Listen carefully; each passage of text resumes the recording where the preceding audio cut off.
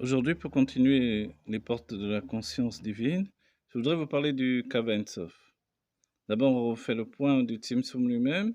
Le Tzimtzum, c'est le fait que Dieu ait retiré, selon le texte du Hari, c'est-à-dire de Rabbi Chaim Vital, dans le Etzraïm, ait retiré sa lumière, ce qui a créé une sorte de Chalal Apanoï, donc un cercle, du fait que la lumière s'est retirée Béchavé dans un même niveau. Et l'explication, évidemment, c'est que la lumière s'est voilée. Et selon l'Admorazaken, ce qui est très important, c'est que un Maor Nichlal Bimkom Maor. Le, le, Au Aor Nichlal Bamaor, une autre Lachon, c'est-à-dire que finalement, la lumière s'est englobée dans le luminaire.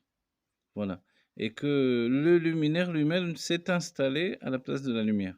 Sous-entendu, si la lumière s'est voilée, alors il ne peut pas y avoir un vide, comme on l'entend, puisque la présence des dieux est toujours présente, l'état tatarpanominé, rien n'est vide de lui. Dans ce cas-là, il y a la présence du luminaire lui-même, jusqu'au niveau de l'essence qui, elle, ne peut jamais se retirer, dans le sens où sa présence est absolue, elle est continue. Dès qu'il y a cet état, ceci dit, de Chalalapano, il y a un endroit vide pour la Midata ou la mode, pour que les mondes puissent tenir.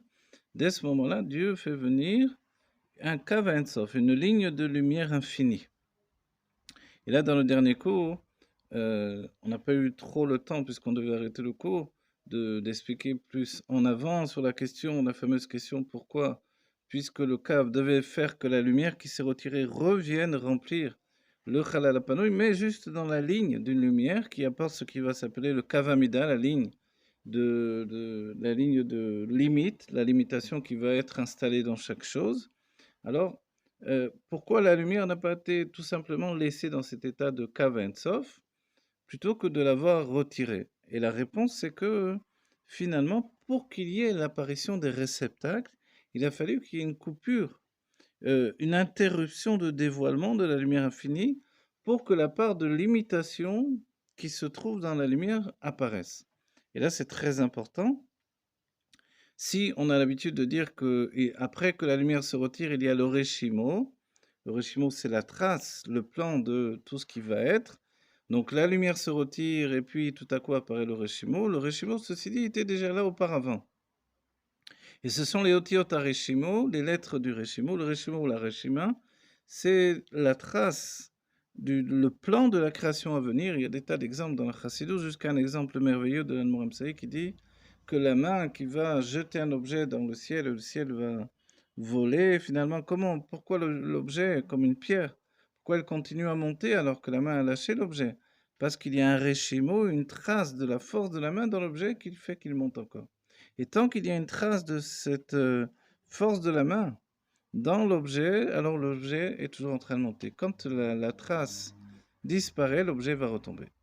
Et ça, cette idée-là, elle est évidemment un des nombreux exemples de l'Al-Mouram Saï. L'autre exemple plus simple, c'est l'idée du plan qu'un artiste fait sur, c'est-à-dire le dessin qu'un artiste fait sur sa toile avant de la remplir de peinture.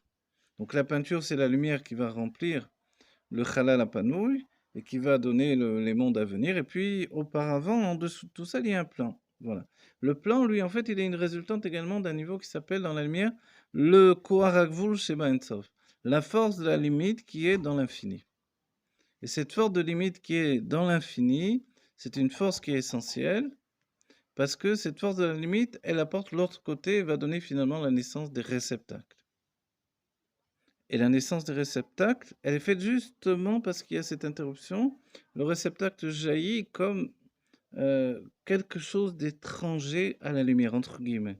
Ce quelque chose d'étranger, c'est parce que justement, il sort de la situation précédente. C'est-à-dire, d'un certain point de vue, il réalise la concrétisation de la gvura, de la rigueur. Très bien, on va terminer ici la première partie de ce cours. On reprendra ultérieurement.